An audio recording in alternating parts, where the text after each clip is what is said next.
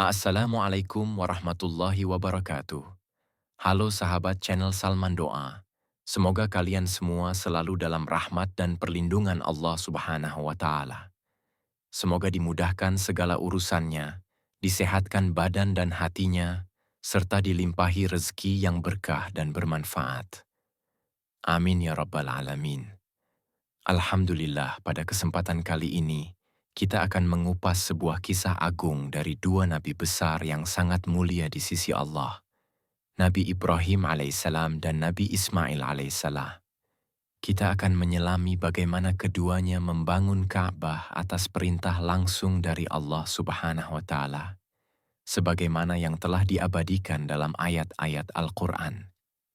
Sebelum kita mulai, mari bersama-sama kita buka dengan doa. Bismillahirrahmanirrahim. Allahumma aftah lana abwaaba rahmatik, warzuqna fahman wa ilman nafi'an. Amin. Ya Allah, bukakanlah untuk kami pintu-pintu rahmat-Mu, dan karuniakan kepada kami pemahaman dan ilmu yang bermanfaat. Amin. Kisah Nabi Ibrahim dan Ismail membangun Ka'bah. Sahabat channel Salman Doa, kisah ini bermula ketika Nabi Ibrahim alaihissalam, atas perintah Allah, meninggalkan istrinya Hajar dan putranya yang masih bayi, Ismail, di lembah gersang tak berpenghuni yang kini kita kenal sebagai Makkah. Dalam surah Ibrahim 14:37, Nabi Ibrahim berdoa, "Ya Tuhan kami, sesungguhnya aku telah menempatkan sebagian keturunanku di lembah yang tidak memiliki tanaman di dekat rumah-Mu yang dihormati, Baitullah, agar mereka mendirikan salat. Lembah itu gersang, tak ada tanaman, tak ada manusia.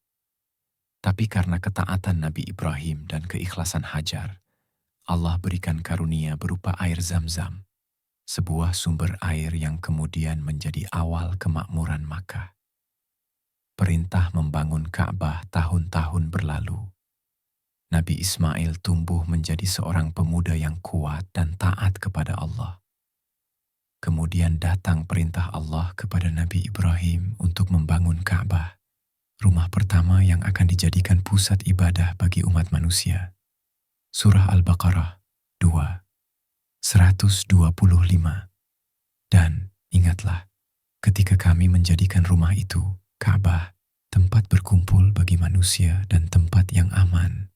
Dan telah kami perintahkan kepada Ibrahim dan Ismail, bersihkanlah rumahku untuk orang-orang yang thawaf, yang i'tikaf, yang rukuk, dan yang sujud." Sahabat semua, ini bukan sekadar pembangunan bangunan, tapi pembangunan peradaban tauhid. Pembangunan tempat yang akan menjadi kiblat seluruh umat Islam di dunia. Surah Al-Baqarah 2:127. Dan ingatlah, ketika Ibrahim meninggikan fondasi Baitullah bersama Ismail, seraya berdoa, "Ya Tuhan kami, terimalah dari kami amalan kami ini. Sungguh, Engkaulah yang maha mendengar, maha mengetahui." Masya Allah, lihatlah betapa rendah hatinya kedua nabi ini. Walau mereka membangun rumah Allah, mereka tetap memohon agar amal mereka diterima. Ini pelajaran besar untuk kita, beramal dengan ikhlas dan selalu berharap pada ridhanya. Doa untuk generasi dan harapan umat tak hanya membangun Ka'bah. Nabi Ibrahim dan Ismail juga menyertai amalan mereka dengan doa-doa untuk generasi setelahnya. Surah Al-Baqarah 2:128-129. Ya Tuhan kami, jadikanlah kami orang-orang yang berserah diri kepadamu, dan dari keturunan kami umat yang tunduk patuh kepadamu. Dan utuslah kepada mereka seorang rasul dari kalangan mereka.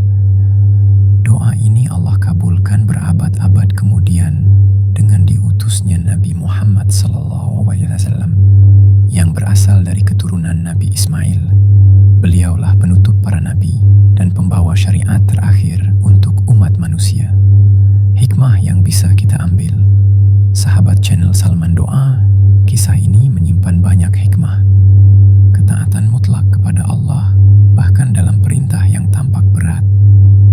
Keikhlasan dalam beramal, pada penerimaan Allah.